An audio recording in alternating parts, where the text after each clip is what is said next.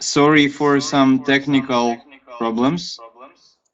So we're ready to start our webinar. Our today's speaker is Annika Pasanen, researcher at Helsinki University, big expert in Inari Saami language revitalization, and also the promoter of language nests methodology across minority languages and small ethnies. So I'm glad to introduce you, Annika Pasanen, and I will give a speech to her. Annika, a few words. You just can switch the slides using your keyboards or this way, okay? Yeah. So the record is going, so we are ready to listen you and ask our questions in chat. Okay. And just to make it sure, I'm now going to speak in English and then afterwards in Russian. Or how did we actually plan it to be? Because somebody was asking the question in the chat. English today. It's going to be in English.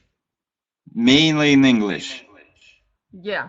So I have this PowerPoint presentation in English, and I also have some PowerPoint materials in Russian. So, well, probably I'm going to start in English, and then we'll see what happens in Russian afterwards. Should I make this presentation bigger, or do you think it's okay this way?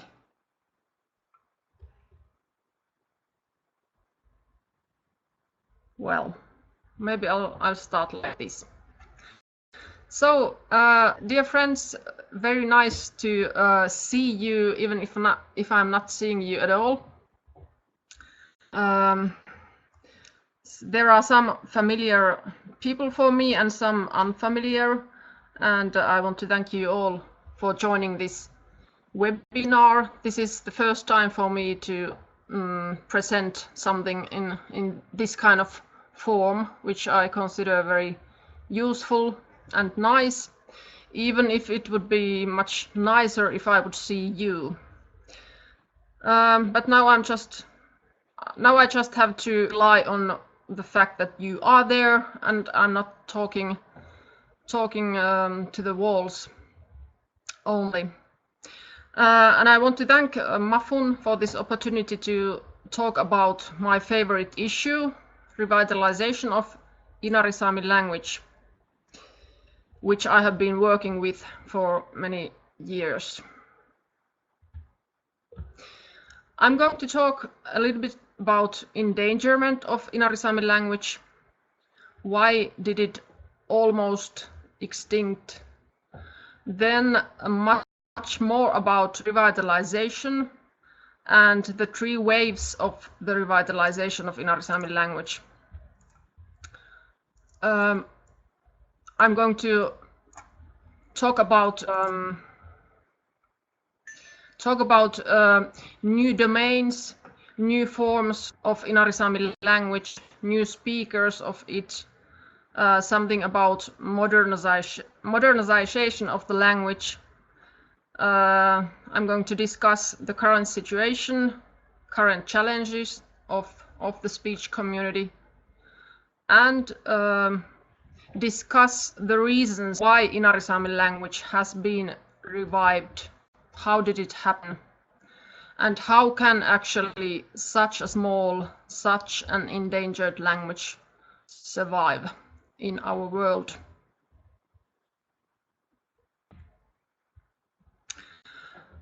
In Inari Saami language community, I work both as an outsider and as an insider. I am a Finn, a Finnish-speaking Finn. I was born in central Finland, but I've been living in Inari quite a long time. I have learned Inari Saami language. I have 2 children, who are actually as Finnish as myself, but they have acquired Inari Saami language since their early childhood in the language nest and then in Inari Saami medium education. I have been researching the revitalization of Inari Saami language. I defended my PhD thesis about this issue a year and a half ago. I have been working also in kind of grassroots revitalization projects. I was planning the first intensive adult education project in the speech community, and I have been also working in other minor projects. And it's not only Inari Saami language that I'm interested in. I have been working quite a lot also in Russian Federation, mostly with Finno-Ugric and Samoyedic languages and speakers of them. So minority languages and revitalization of languages is really a very close and dear issue for me in many ways. This is my daughter doing her homework in Inari Saami language, writing to the paper that Mustli kissa, I have a cat. And this is my another achievement, my PhD thesis called Kuausu ja Peivitsuova, sarastus ja päivänvalo, Inari Saamen kielen revitalisaatio, or Dawn and Daylight, revitalization of Inari Saami language. Somebody's writing that I am not heard. Christian Pischläger, can't hear nothing anymore. Are you others hearing me?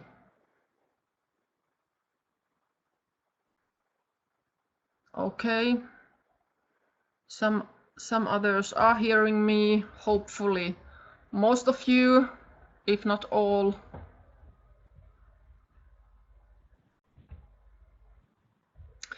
So I'm not sure how familiar you are with basic information about Sami people and Sami languages. So some basic things about them.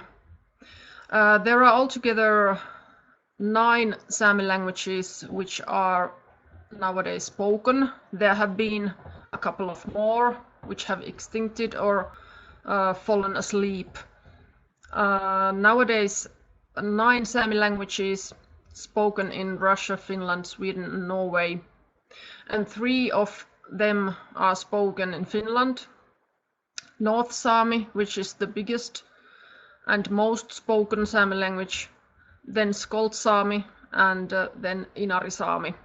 And Inari Saami is here with the number 7. And as you can see, it's spoken in quite a restricted area, and it has always been spoken in this same region. There are approximately 10,000 Sami people living in Finland, and nobody knows exactly how many speakers of Sami languages, but maybe something like 2,000 or 3,000 speakers. And altogether, Sami people have been estimated to be something like 75,000. So it's not a very small people, but not so big either. Something between. Anarash-kiela, Inari Saami language. As I said, it has always been spoken in this same area of the current municipality of Inari, which is here seen with yellow color. Sami languages can be divided into two main groups, Western languages and Eastern Sami languages.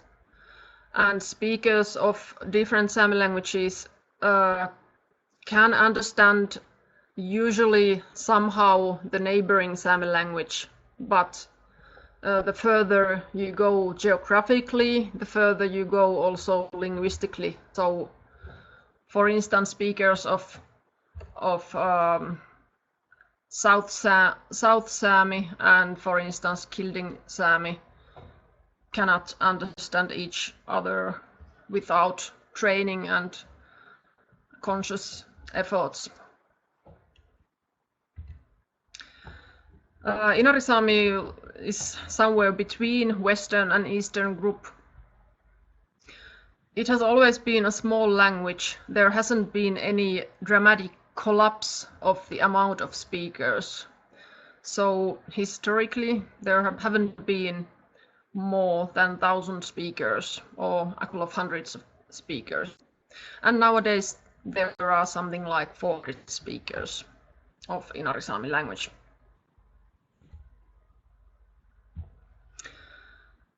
Why did it almost die out? Of course, for many reasons. There is no one single reason for that. The fact that the language is so small makes it, of course, like more vulnerable. And the fact that it has always been spoken in one and the same area also can make it more vulnerable, because if it gets endangered in that area, it's not surviving in any other areas either. Inari Saami was the main language of this area until the beginning of the 20th century. Little by little, more Finnish-speaking population and also more North Sami-speaking population started to settle down in Inari since the midpoint of the 19th century. And the Inari Saami language has always been living among other languages, among many cultures, and it has, of course, influenced the speech community and kind of linguistic culture of Inari Saami people. The fact that there have always been many other languages spoken and many other cultures practiced around them.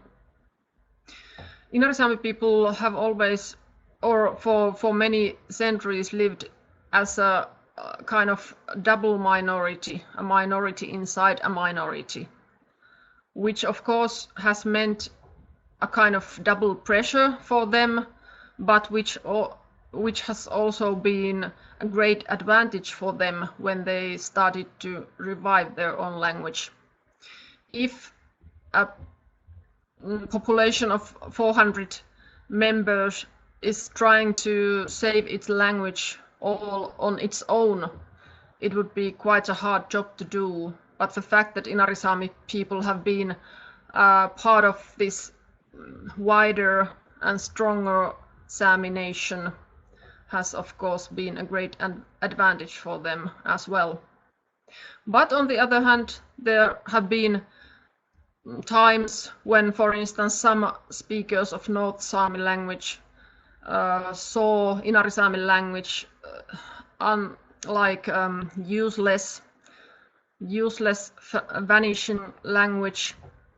There were even concrete suggestions that Inari Saami speakers could switch their language, shift their language into more vital, more spoken North Sami, and so on. So it's been quite a contradictory position that they have had. Inari Saami people have always been described humble, flexible, tolerant people. And I see this feature as I see it has been it has been causing this assimilation. It has been strengthening the assimilation, but nowadays it's absolutely a plus. It's strengthening the revitalization and promoting the position of Inari Saami language. Of course, like for many other peoples, also for Inari Saami people, education in the majority language has been one of the most, or maybe the most significant reason for the assimilation. Sami children were sent to Finnish boarding schools located in villages, and in these boarding schools, Sami languages and Sami culture didn't have any value, didn't have any use. In some schools, speaking Sami language was strictly forbidden. Children were even physically punished for speaking Sami language. In some other schools, it wasn't like forbidden, but of course the message to Sami children was quite clear. The Finnish language was to be spoken, and the Finnish culture was the one with value and with future. For Sami people in Finland, the Second World War and all its consequences have also been a remarkable reason or accelerator of assimilation. Sami people were evacuated into Finnish-speaking areas of Finland. Basically, all the Lapland was destructed and had to be rebuilt, and that meant increasing Finnish-speaking population in the Sami area. And in this post-war Inari Saami language had less and less functions. The modern way of life didn't leave much use or value for Inari Saami language. So basically, the children born in Inari Saami speaking families until the Second World War learned Inari Saami language as their mother tongue. But the change was already quite rapid in 1950s. Less and less Inari Saami children learned the language. And there were only a couple of children born in 1960s who learned the language from their parents. And then between 1960s and the year 1997, there were only 4 children, actually children of 2 separate language activists who learned Inari Saami as their home language. So in the year 1997, there were only 4 speakers of Inari Saami, young speakers, I mean, and all the other speakers were middle-aged or elder.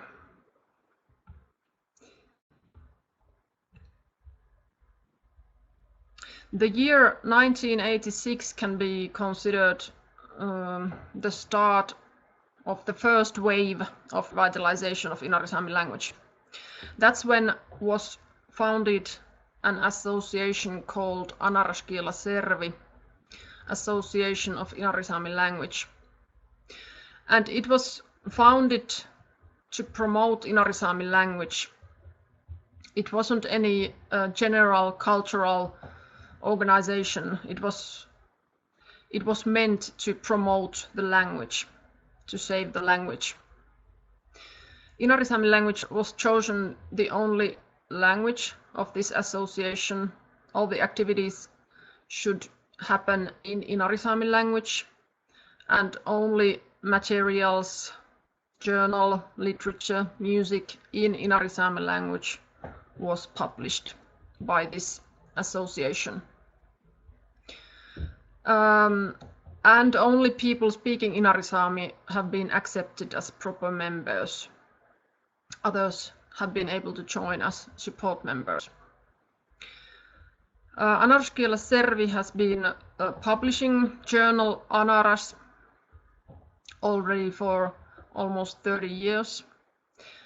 It has been publishing literature and music in Inari Saami. It has been organizing language courses and some leisure time activities.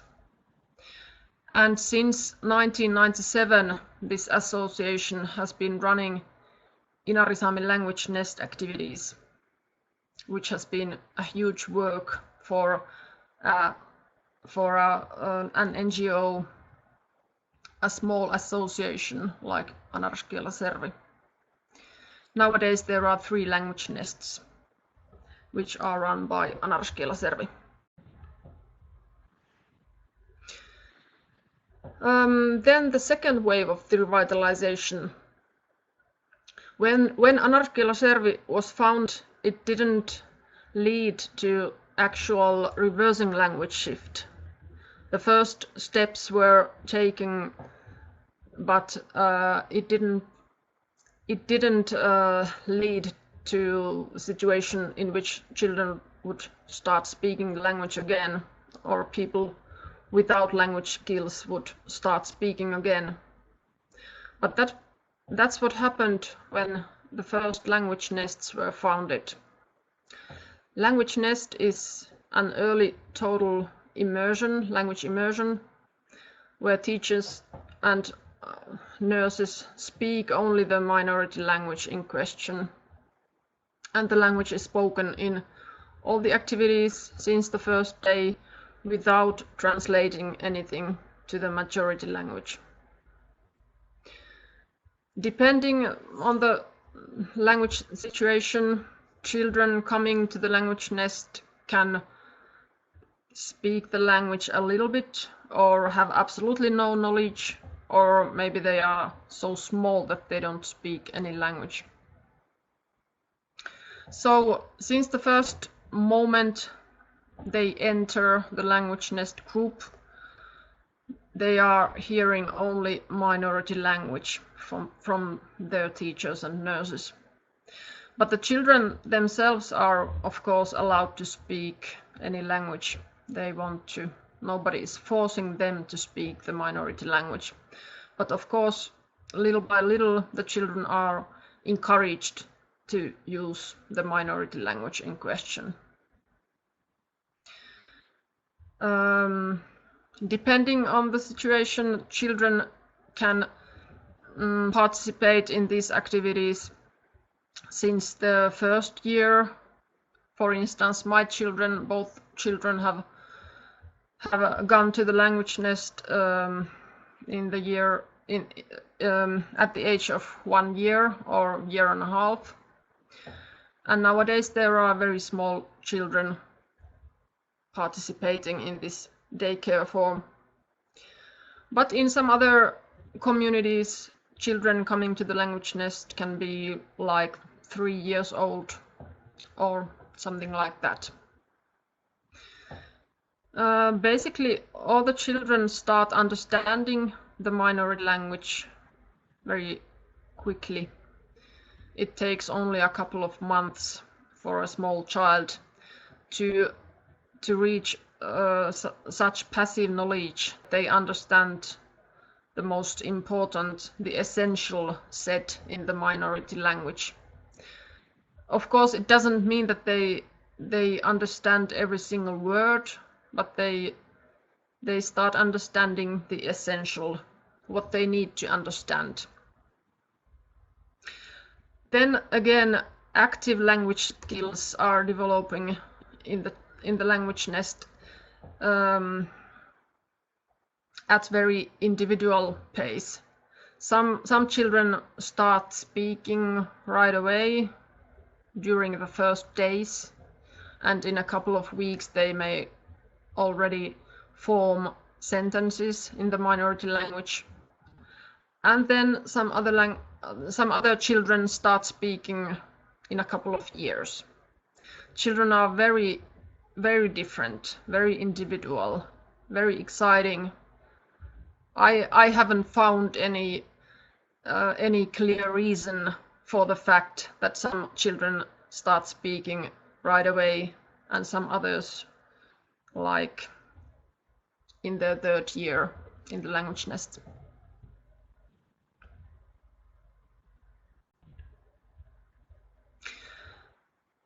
What are the goals of the language nest activities? When it comes to children, the concrete goal, of course, is bilingualism or multilingualism. The goal is that children would speak the language actively when they go to school. And of course, the language nest should also develop positive attitudes toward minority language and culture. Language nest should also transmit the whole culture, the worldview of this group or people in question. Then, when it comes to parents and families, the ultimate goal of the language nest is that the language would also enter homes, enter the family. So parents are encouraged to study the language if they don't know it, or activate speaking the language if they have some knowledge. And parents, of course, are usually very committed to the language revitalization. They are committed to this issue, and they want their children to continue learning the language even after the language nest years. Then if we think about the whole community, the aim of the language nest is to restart intergenerational language transmission in the situation that language hasn't been spoken to the children, maybe for many decades, as in the case of Inari Saami language. It's also aimed to get new speakers, to increase the amount of speakers, to increase kind of prestige of the language. And as a result of language nest activities, we would like to see very wide-scale reversing language shift in all the community.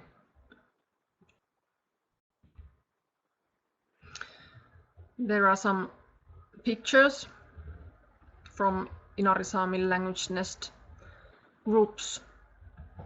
In these groups, Inari Saami culture is also transmitted to the children as much as it's possible in our Western early childhood education system.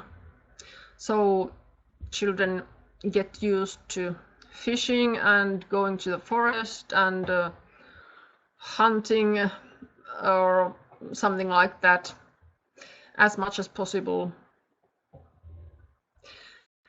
And these groups in Sami area in Finland are quite small. They are so-called family daycare groups, which means it's not a kindergarten. It's more like small groups with maybe 8 children and 2 teachers, like in this case. And circumstances of the language nest should be as home-like as possible. So teachers are playing with the children as much as possible.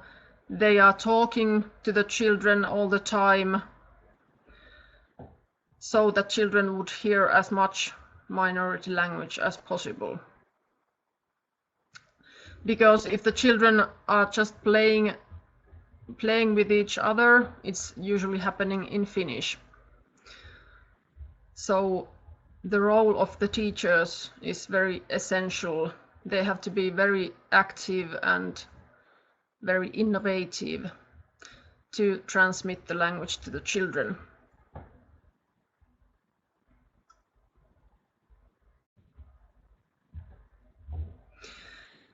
maybe the most remarkable institutional result of the Language Nest activities started in 1997 in Inari was that Inari Saami language entered the school as well.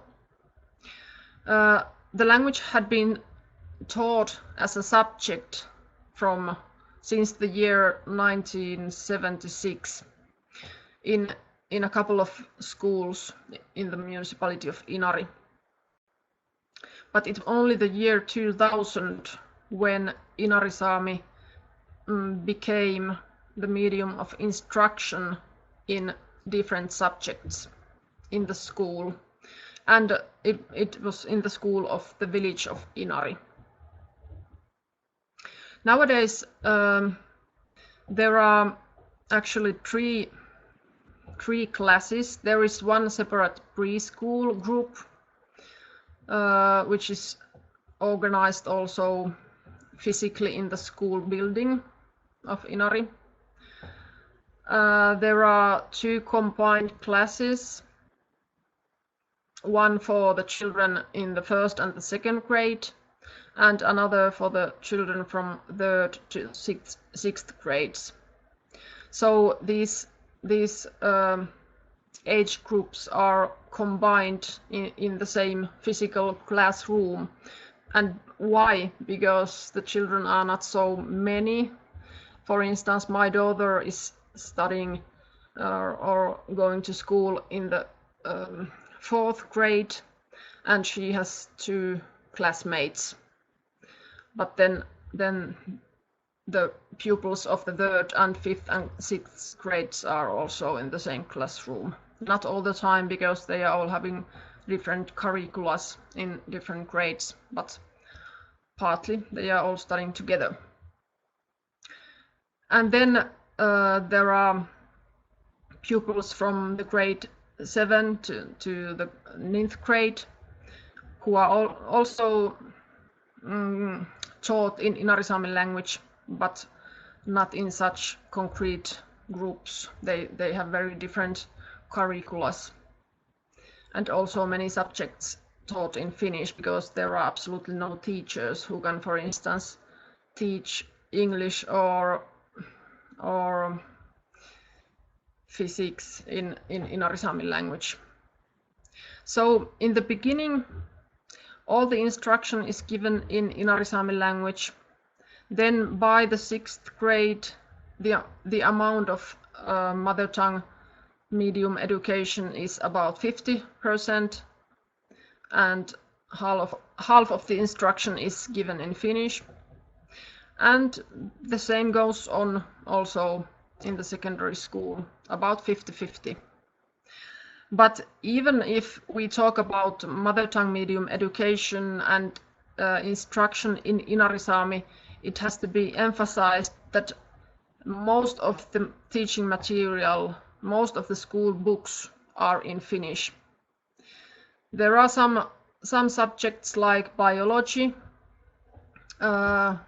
in which the school books have been translated into Inari Saami language, but then there are some subjects that are taught purely in or via Finnish educational materials. And that of course makes the instruction quite challenging for the teachers. They have to develop their own materials, they have to translate the texts. So it's not an easy job for these teachers. But for the children, I think it's as easy or as difficult as going to the school usually. They don't see it's anyhow different or anyhow strange. Right now, my children, for instance, are studying Finnish language in North Saami, because there are also this kind of combinations that pupils of North Saami and Inari Saami are taught together in combined groups. So quite interesting stuff going on in the school of Inari. But I think it makes our children even more flexible and tolerant and innovative because they are used to this kind of organizations since the early childhood. Then high school instruction or studies are organized right now, at least right now, only in Finnish. And matriculation examination is organized only in Finnish.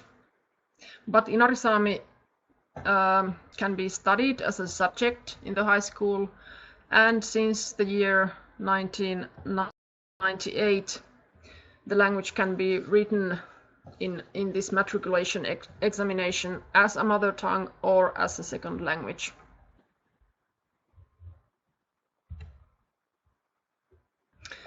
Here is a picture of Ilmari Mattus, a famous Inari Saami activist. This is his classroom from 1950s, and it was the time when Inari Saami language had absolutely no position, no use and no value in the school. And as Tuve Skutnapkangas and Ulle Henrik Makka have stated in their article from 2003, even if schools alone cannot save languages, schools can kill them more or less on their own. And I think that's what happened to Inari Saami children. Almost all the people I have interviewed, for instance,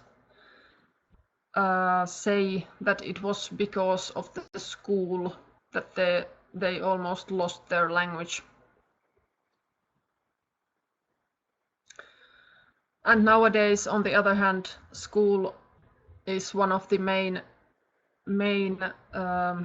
tools, main areas of the language revitalization.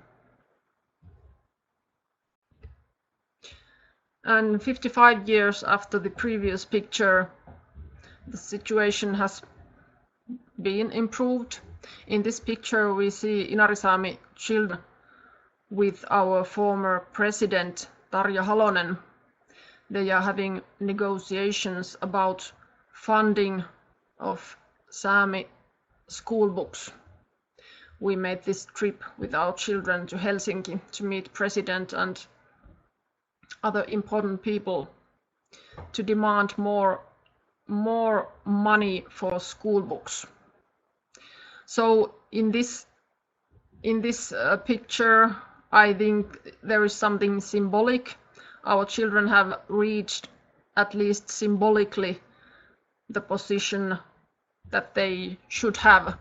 They should actually be able to negotiate with our president about these very important issues. And luckily, this is possible in Finland. And after the trip, actually, the funding of Sami education materials was increasing and has been increasing constantly. Then something about the lost generation. When endangered language is revitalized among children, like for instance in language nests, we are facing the fact that there may be generation or even 2 generations that are remaining without the language. So the situation may concretely be like grandparents and children are speaking the language, but the generation of parents is staying without the language. And this means that there are not enough work age people, work age speakers, and there is a constant lack of teachers, lack of kindergarten nurses, lack of people who could be able to develop teaching materials, who could be organizing children's activities and children's culture, and so on and so on. It's a very, very concrete problem.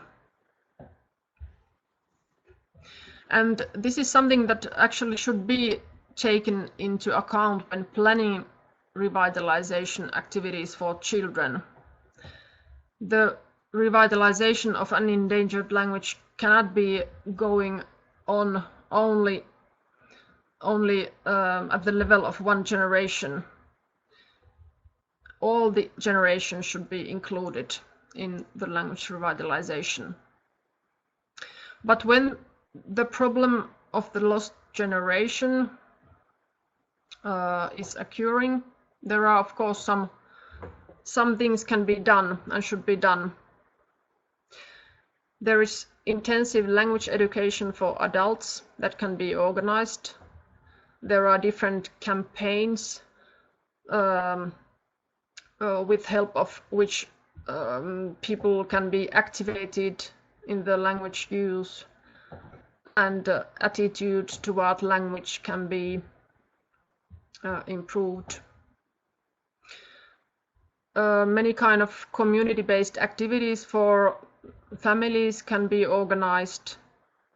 Parents can be included in the activities of language nest, and so on. And the third wave of the revitalization of Inari Saami language took place when the intensive language education for adults started in the community.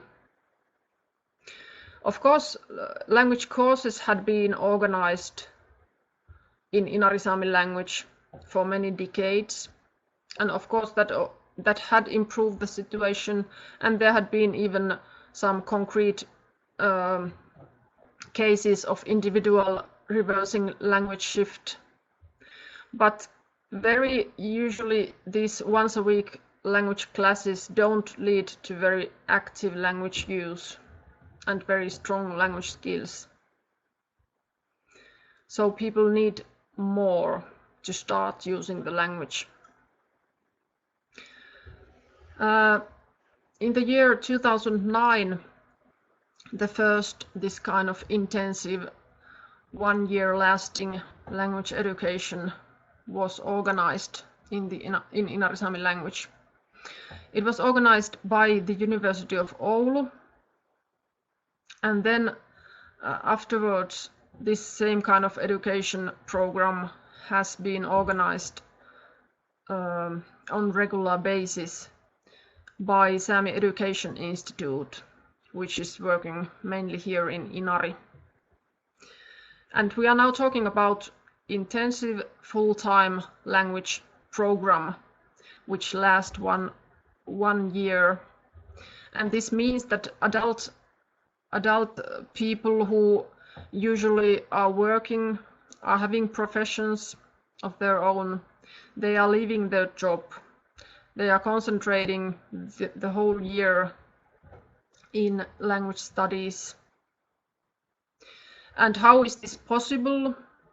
It's possible because we have such structures in Finland which make it possible.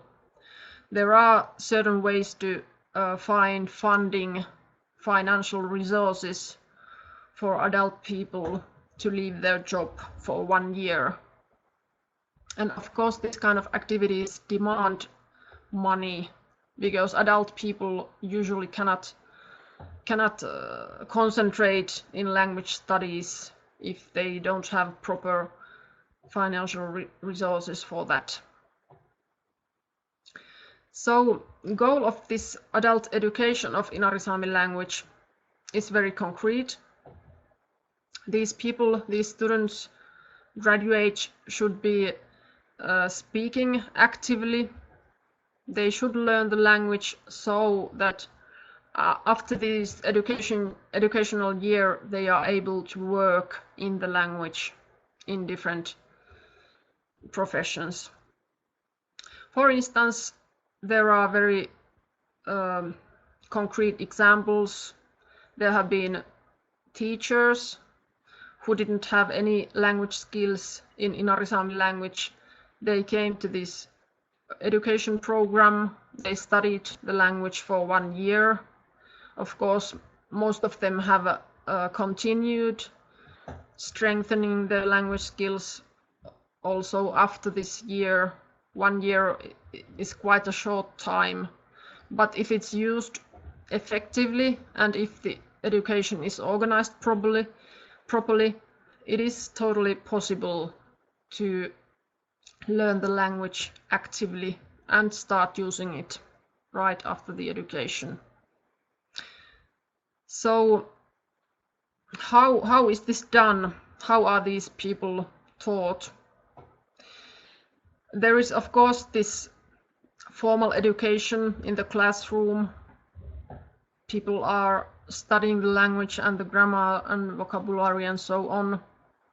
But in addition to this, there are also other methods used, and maybe the most important of them is master-apprentice training, which I'm going to describe a little more.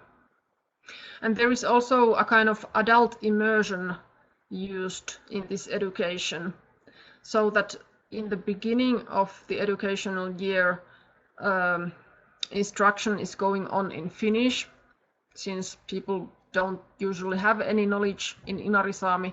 But then already during a couple of weeks or a couple of months, teachers are switching to Inari Saami language, so that the instruction and all the activities and communication in the classroom and in other circumstances with the students is going on in the language.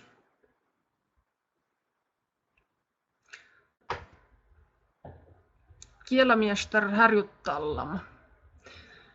That's an Inari Saami model of Master Apprentice program. Master Apprentice program has originally been developed in California among very small and very endangered native languages of California. And in Inari it is used in quite a different way than in California, because the situation and the context is quite different. It is now used in this intensive adult education on a regular basis, and it means that students spend time with elder native speakers, language masters, and they go to their homes or they go together somewhere else, like fishing or shopping or just anything, and they speak only Inari Saami language with each other. It sounds very simple and it's very effective. Students have to be very active. They sometimes have to remind the elder speakers to use only Sami language, because it can be about elder people who have never spoken their own language to younger people. It can be a little bit strange in the beginning until they get used to it. According to these students' feedback, language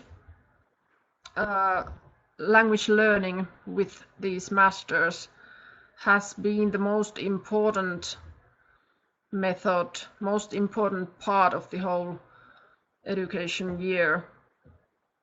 And it's not only from linguistic point of view, it's also culturally and emotionally very, very effective and very liked.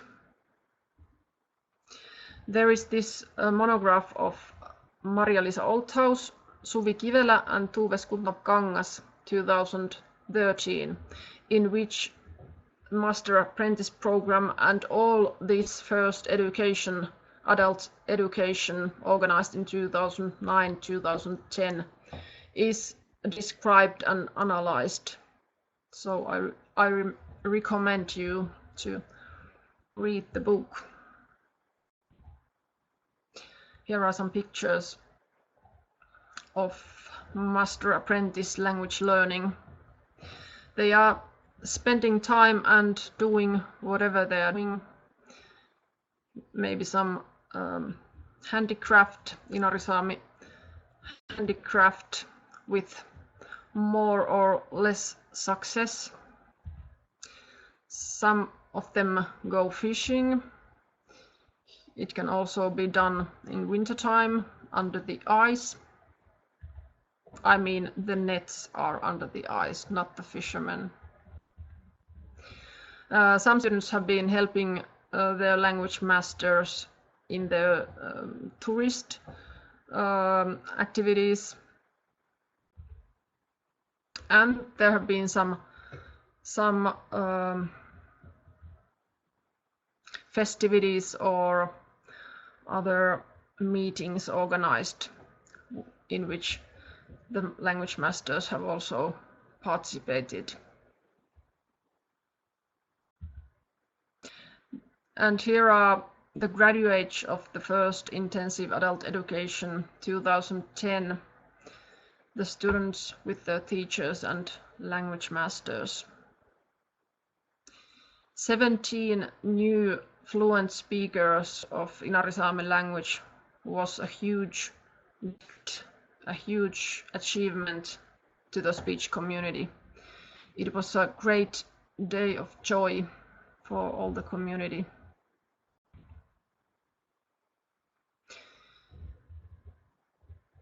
At this point, I have to ask you, Artyom, whether I should be going on in English, because I still seem to have quite many slides here, or should I spare some time to speak in Russian as well? What do you think?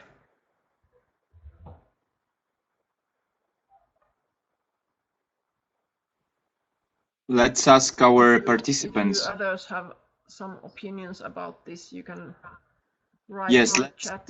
let's ask our participants. What do they think?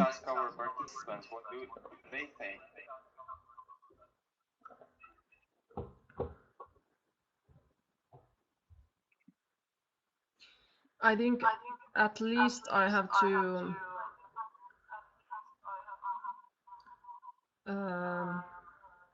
go to the end of my presentation and talk about some reasons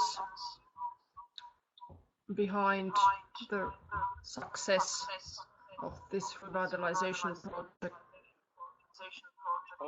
Okay, Annika, so today we mostly focus on English, and the most part of our participants today, they do not understand Russian, or let's say they speak English and understand English. So let's continue in English. Okay, Thank you. that's fine. And I can do it in Russian some other time if needed. Great. Okay, so then a little bit about the change. How has the speech community changed during this great revitalization process? Nowadays, quite a remarkable proportion of the adult speakers of Inari Saami have learned the language through this kind of adult education. So the amount of, or the proportion of native speakers, meaning like traditional first language speakers, is diminishing, but on the other hand, the proportion of these new speakers keeps increasing. Almost all the teachers in the language nests, as well as in the school, are new speakers of Inari Saami language. They have studied the language, they have learned the language through this adult education. And of course, this is something that influences both the language linguistically and the speech community in general, in many ways.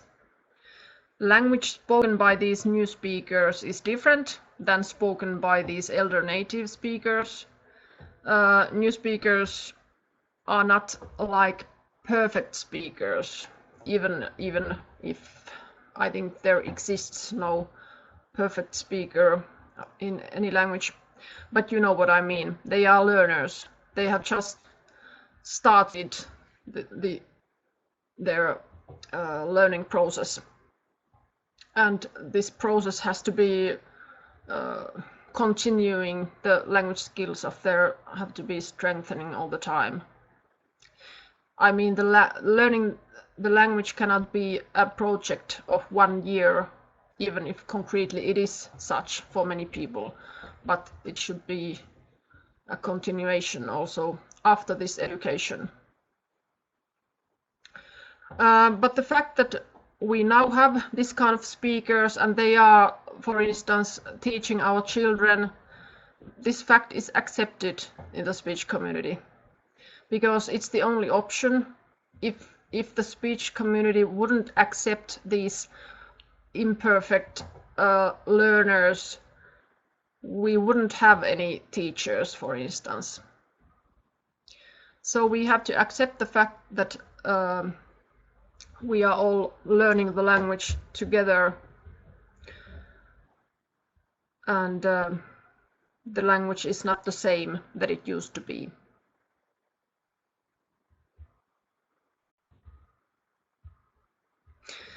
Then there is a question about ethnicity and language, which I find very interesting and which is quite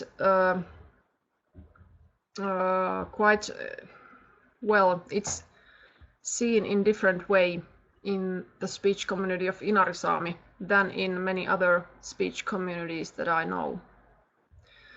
So nowadays there are both adult speakers and children speaking Inari Saami language, even if they don't have any Sami origin, even if they are Finns or representing some other ethnicities.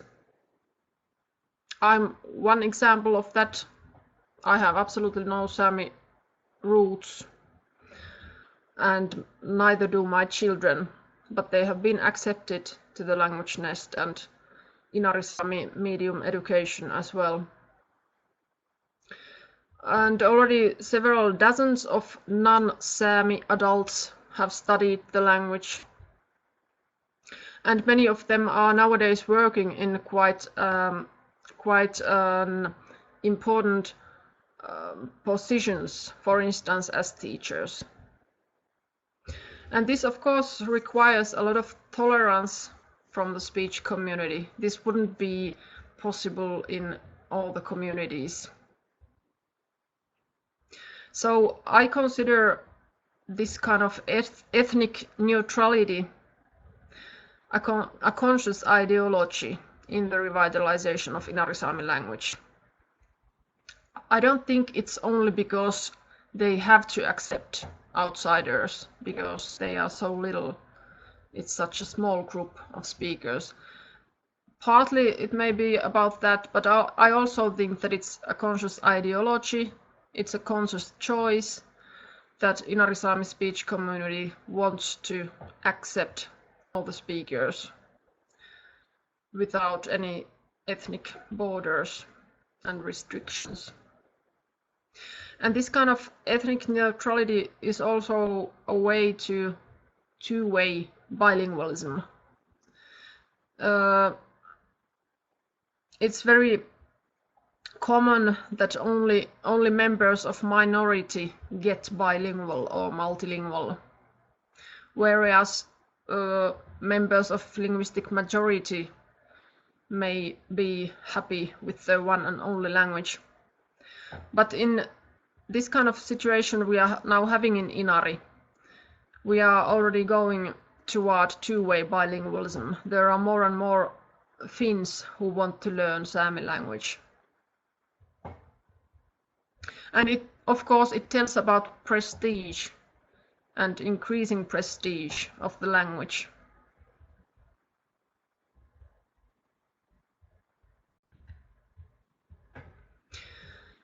Then a little bit about modernization. I think that if the minority language is taken into use in urban surroundings, in modern domains, it always requires some kind of modernization of the language.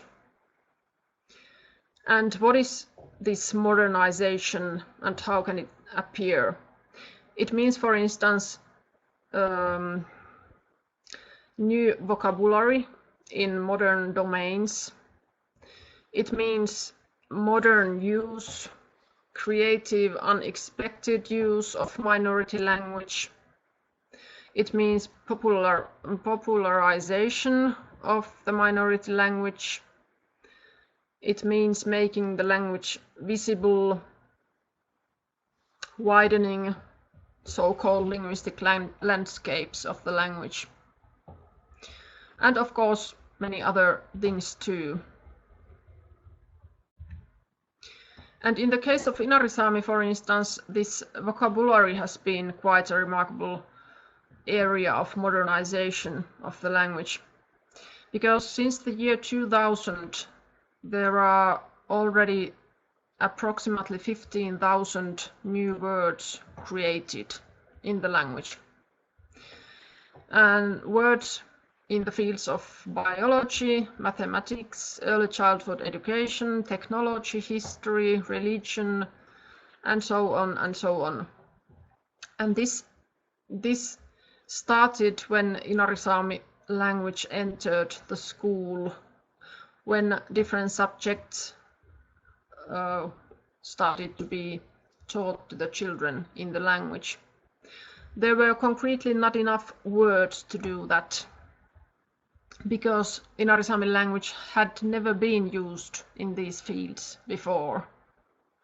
And when the language was used actively among all the generations and in all domains, the world was totally different than it is nowadays. So when the language is revitalized, it has to be brought to this current day modern world, the surroundings and circumstances in which we live nowadays. Who has done all this work?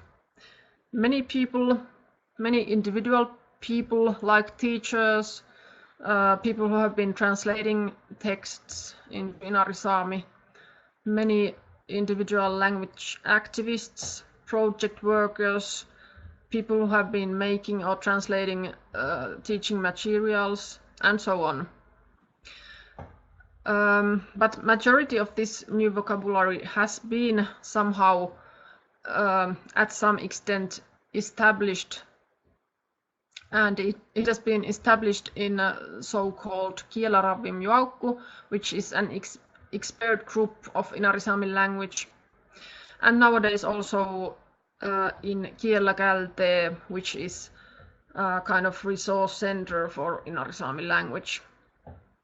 And this sounds very, very amazing, an expert group and resource center, but I have to emphasize that all these activities are very much based on voluntary work and very much project natured. So there are actually not very solid base for this kind of language work. And in addition to this modernized vocabulary, there are also other areas of language planning, like language technology, which is right now being developed in Inari Saami language to make the language more visible and more usable in, for instance, in the fields of sciences.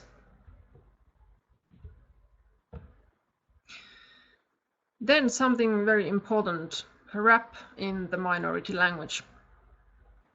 Very often we meet this puristic view on minority language.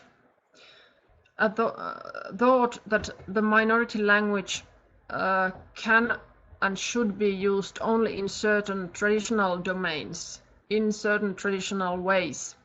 The thought that the minority language is somehow pure and sacred, and it should remain such. Very often we also meet kind of underestimation of minority language. The thought that the language of a small group is not rich enough, not developed enough to be used in domains like sciences or pop culture. And what has to be done in this situation to fight against this kind of attitudes is, of course, to start using the language in different new domains. So the language being revitalized has to be used in new ways, in new forms, in totally unexpected ways. And that's a message to the whole world that our language can be used just as we want it to be used. Here is a link to a music, or actually it's a concert recording of Inari Saami rap artist Amok. His real name is Mikko-Antti Morottaja. And he has been creating a rap music in Inari Saami language since the beginning of the new millennium. And he has become a very important person and phenomenon of the revitalization of Inari Saami language. And this, I think, also tells something about the tolerance of the speech community. The fact that a young man is performing rap music in Inari Saami language spoken by a couple of hundreds of speakers. He's using the language in a totally unexpected way. He's expressing things that have never been expressed before. He's rapping about sex and drugs and rock and roll, and using the language in a way that maybe the most puristic gatekeepers would never accept. But in this speech community, he is accepted. I mean, not all the elder speakers love his music, and some may think that it's indecent and not so nice to listen to, but many of them actually do listen to him and enjoy the music, even if they would never do it in English. And for the young speakers of Inari Saami, he has been almost the only role model, almost the only message to them that our language can be used like this. In our language, it is possible to speak about sex and drugs and rock and roll. It's not only about the traditional livelihoods and fairy tales, but just anything can be said in our language. And I think it's a very crucial, very, very necessary message, especially for the young speakers. Well, the current situation. Nowadays there are about 400 speakers. Annually, about 20 new speakers entering the speech community. That happens through language nests and through adult education. But on the other hand, every year diminishing amount and diminishing proportion of elder fluent mother tongue speakers. All the previous and current language nest children counted together, they are about 80.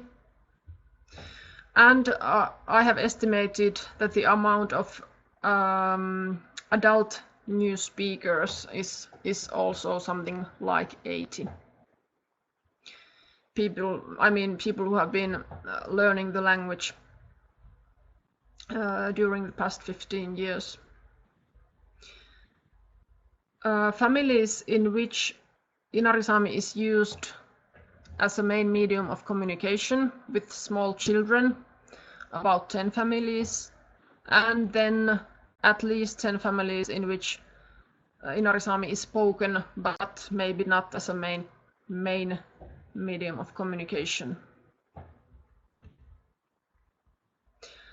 Some challenges.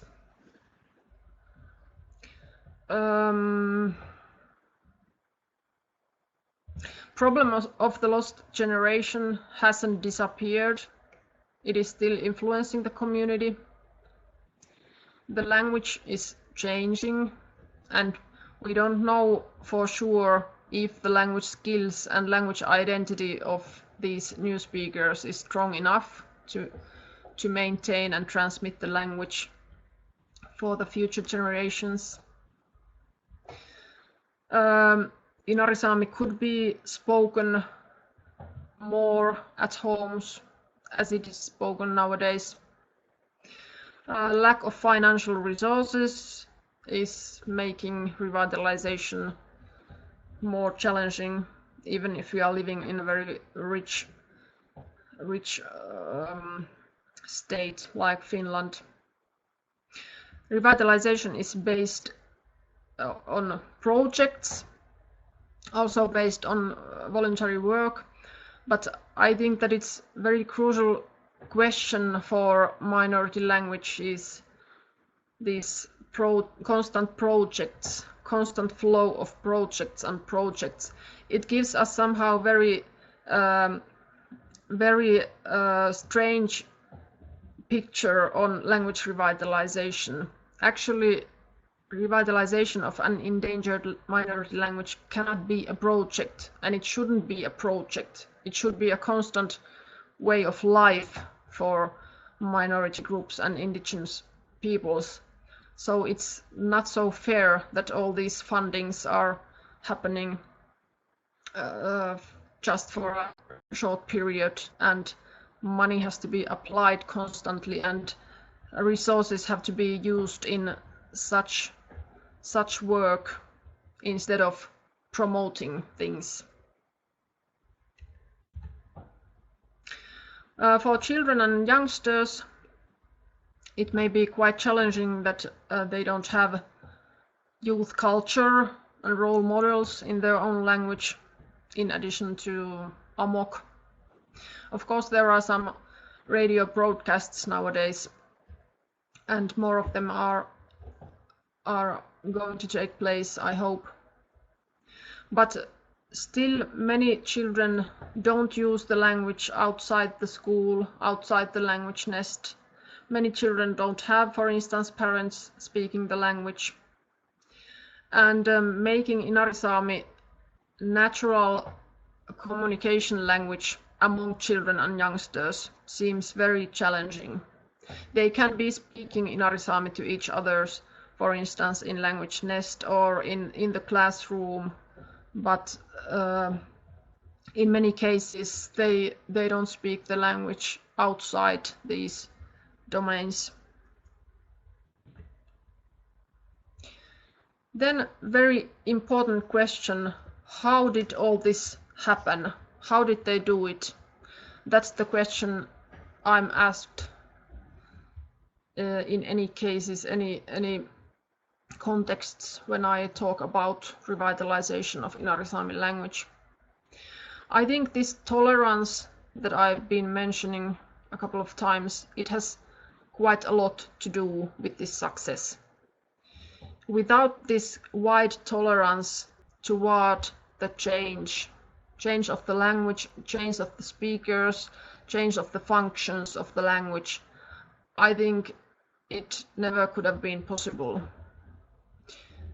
Of course, it has helped the revitalization that speech community has accepted people coming from outside and support coming from outside. And they have made quite wise choices. They have chosen clear focus on language transmission. Almost the main resources have been concentrated on language nest and this bilingual education and this intensive language education for adults. And the basic principle has been that whereas natural domains for language use don't exist, they have to be created. So if we don't have something, it's not only about talking about this lack of domains and remembering good old days and things like that. You have to look ahead, not back, because that's gone and it's never gonna come back.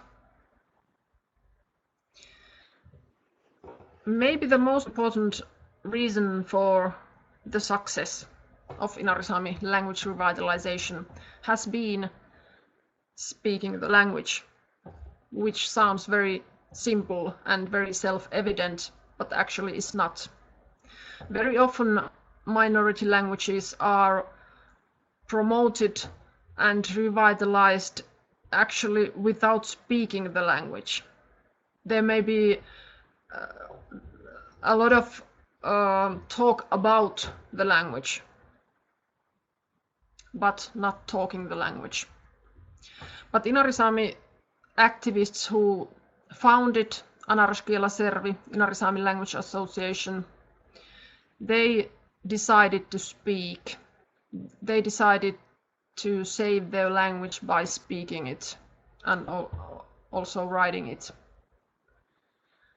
And I think that's the most important reason behind the results we are nowadays facing. And of course, in a small community like Inari Saami community, it's all about individuals and individual choices.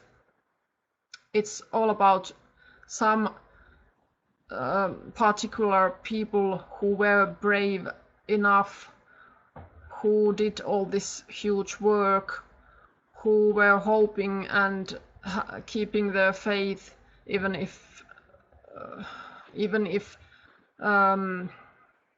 they heard not so encouraging message from outside, even if they heard suggestions that they should replace their own language by some other, and so on.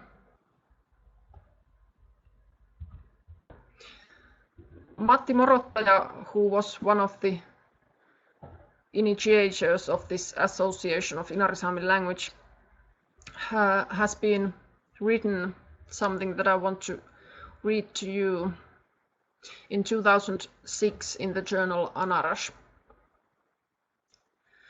Talleko täkkär utsa almukastako Anarashahu, vikkä autetit kielo ja kulttuur, te i kolkas miettot mentu ennuu, et liusuntaat mähvulas. Kalka ketsat kuhäs ja uäinit outas kuli, kalka orvad. Taat parko illa pessimistoi parko, lipäkku lede optimist.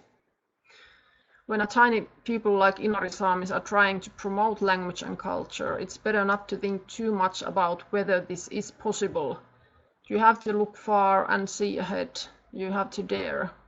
This work is not for pessimists. You have to be an optimist. And here we see two optimists, two people who were founding Anaraskiela Servi, Inari Saami Language Association, Utsparnaa Vuoli Ilmari Mattos, and Kuopsasaamal Matti Morottaja. People who chose to speak Inari Saami to their own children during the period when nobody else didn't choose so, and people who decided to found an organization to save the language, and who have always been living like they have been teaching others, speaking the language and looking ahead. Okay, that's what I wanted to say. Thank you. Takka.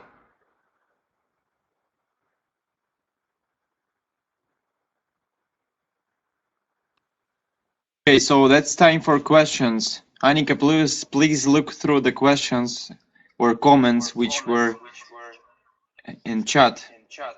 And also we are waiting for new questions from you. Let me take a look at this chat. Sure. How? Oh, okay.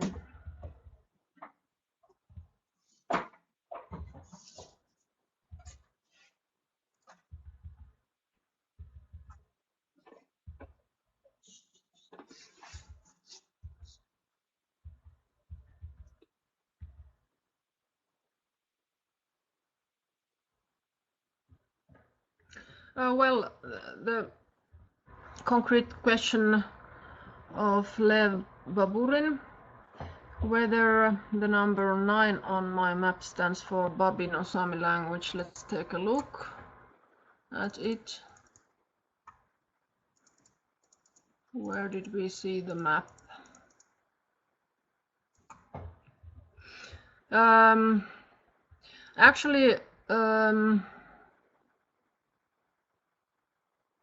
Actually, we are not having Akkala Sami, Babino Sami in this map at all, because I guess because it is considered to be extinct since the year 2003, which I know that some researchers do not accept, and there seem to be some kind of speakers still living nowadays, speakers of Babino Sami, but in this map, no, it is not seen, because the number 9 means Ter Sami, the number 8 means Kildin Sami, and the number 6 meaning Skolt Sami.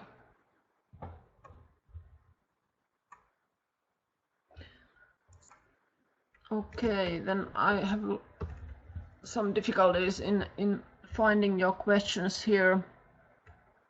Okay, Maxim Kirchanov, is it possible to use Finnish experience of the minor languages revitalization in Russia? What do you think about the prospects of the use of social networks, something like Facebook or Kontakti and Wikipedia for the revitalization of the minor languages? Well, yes, this experience of Sami communities in language revitalization can be used and has been used also as an example in Russia.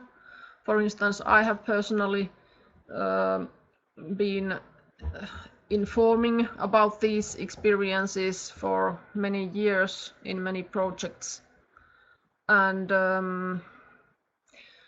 of course we are talking about two totally different contexts and two totally different societies, so any example, any experience cannot be like transmitted to another circumstances and another context as such, but of course it has always to be like used in a way that is possible in context in question.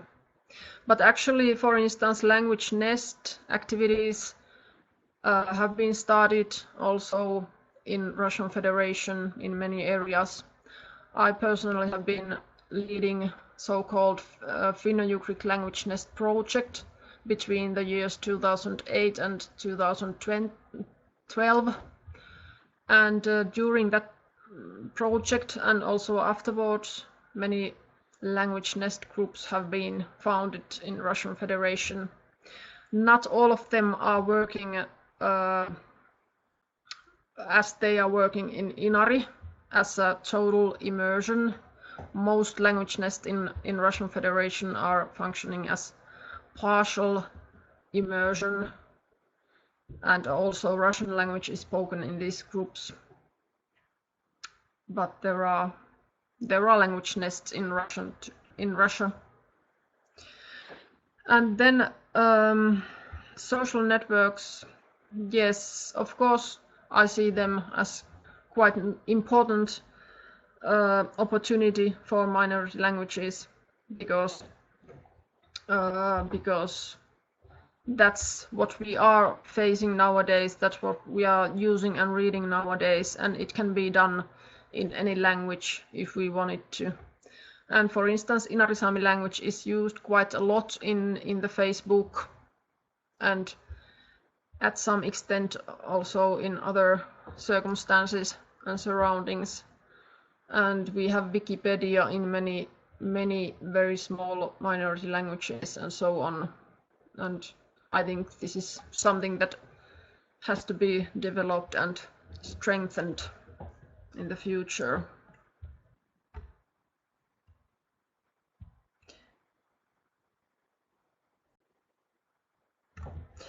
Daniel Zaitsev is asking whether the success of this revitalization may be somehow linked to the tolerance of linguistic majority.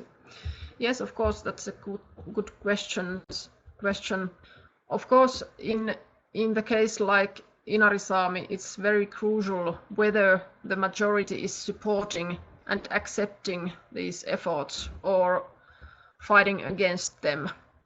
And in this case, I think majority hasn't at least been fighting against revitalization of Inari Saami language. And for instance, in the state of Finland, there are some structures, legislation that is supporting revitalization of endangered languages. And this is concerning Sami languages and Sami people in Finland, because they have this position of indigenous people of Finland, and they are having their own home area and their own language act, according to which, for instance, in principle, Sami people wanting to use Sami language with authorities has the right to do so. Of course, in practice, it's not so simple and it's not working so fine, but that's written in the Language Act, and you can go and show the act and demand something if you want to.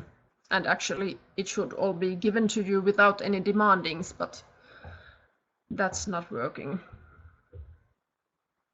So yes, the attitude of linguistic majority and language politics of the whole state, they are having quite a significant role in the language revitalization like this.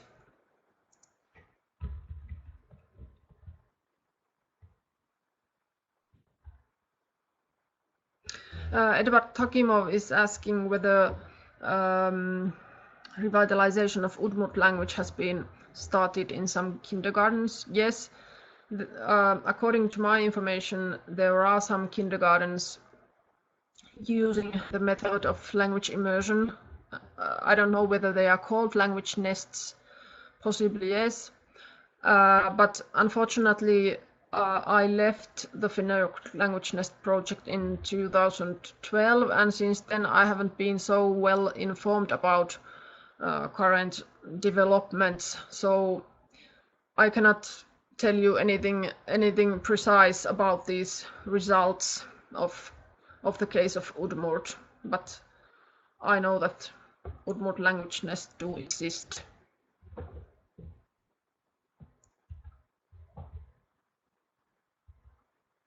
Then about Hebrew language, can it show us example of how the language could be maintained by second language speakers?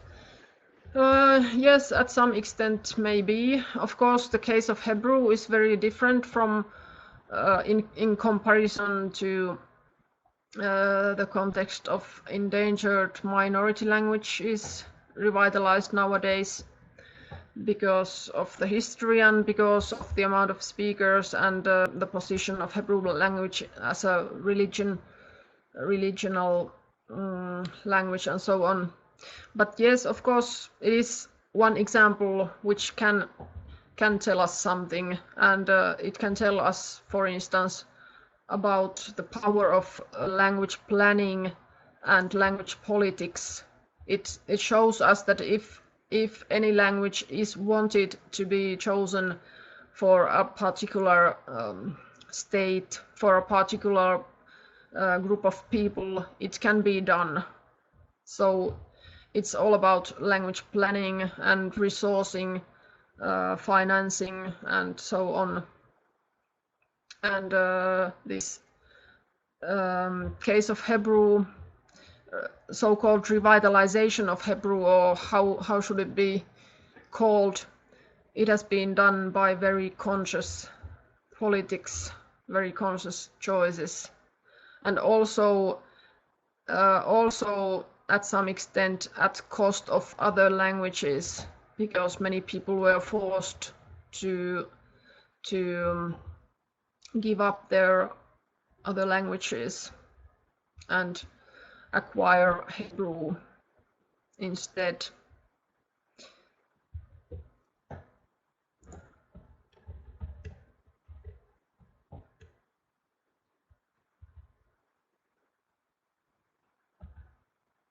Then about Frisian.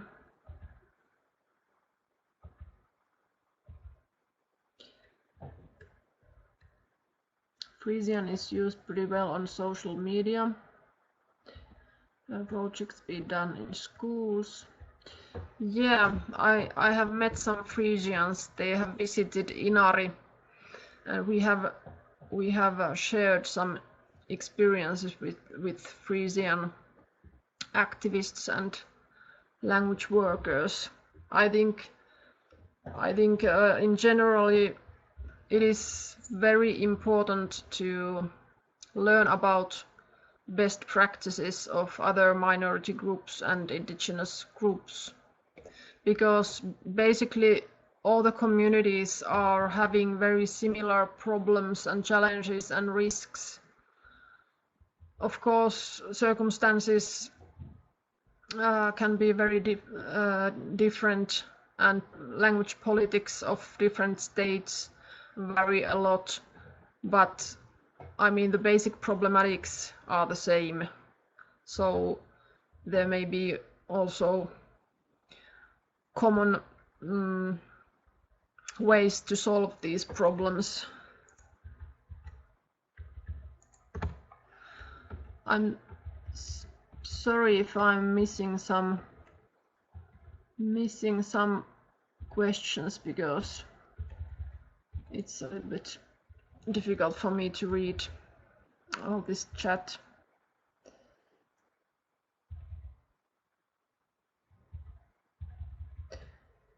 Thank you all for your thanking.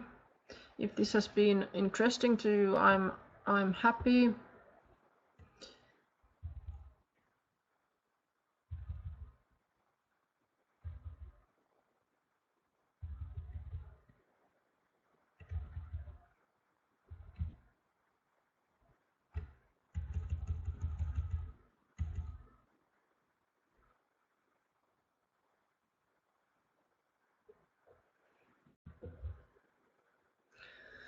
Yeah, if we just had any more time, it would have been very nice to hear about you, who you are, and what are you dealing with, and what kind of experiences you have around these issues. Can you say that there is no alternative to language nest approach in minority revitalization process? Well, I would put it this way: if the situation of the language is such that this intergenerational language transmission has been disrupted, the language nest is almost the only way to solve the problem, to restart intergenerational language transmission. Of course, there can be other alternatives. It may be one alternative that we start from the adults, or so the main resources are put to activate adults to use the language, and adults to learn the language better, and so that the aim would be like bringing the language back home through adults, to somehow work with adults so that they would start transmitting the language to their children naturally, in a natural way. But that's in many cases much more challenging than working with children. As I mentioned, possibilities for adults to concentrate on language learning, individual language revitalization, they are restricted and they are depending on money. So it demands a huge amount of money to teach the language to an adult group. But to transmit the language to small children who would in any case be in some kind of daycare group in kindergarten or somewhere else, it's much easier in many ways. And of course, small children are acquiring language much easier with no specific work, with no hard efforts and frustrations. They don't even understand that they are learning language if they are small enough. So that you can start with adults or you can start with children, and as I said, finally all the generations should be included and have to be included in the revitalization. But if the children do not speak, any other efforts do not save the language. So I think the children should be the priority to any speech community revitalizing its language. And a huge proportion of all the resources and all the work done should be aimed on children and their language.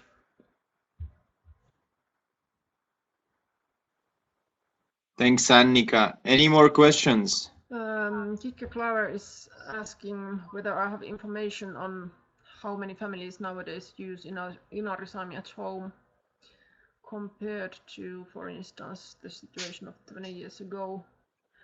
Well, there are no such statistics.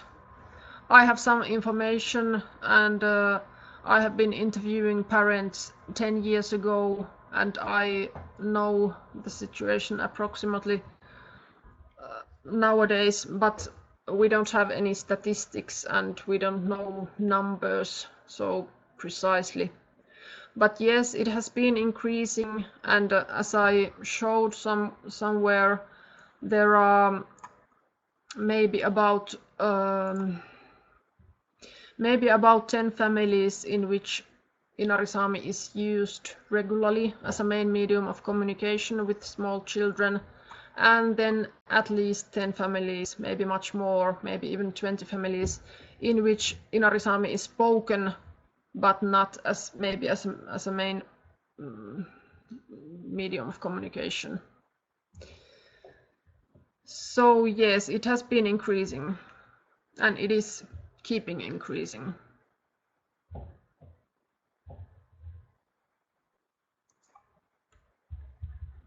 And for instance, when I interviewed parents of language nest children 10 years ago for my thesis, there were only a few parents with any skills, language skills. So the situation was mainly that their children started to speak, but they didn't know the language. They even had concrete problems in helping their children with their homeworks and so on. But nowadays, in the village of Inari, most parents of language nest children know the language. Some of them better, and some of them are just starting to learn the language. But it's maybe the most significant change in 10 years, that the amount and proportion of parents knowing the language has increased so remarkably.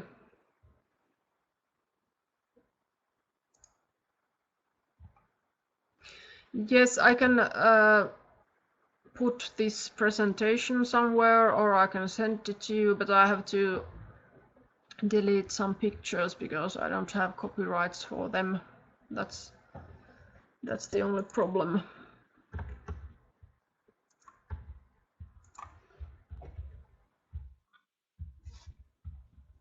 Okay, so thank you, Annika. Thank you very much for all our listeners. Thank you for joining our webinar tonight. And see you next time. Thank you. Okei, большое спасибо. Paljon kiitoksia kaikille.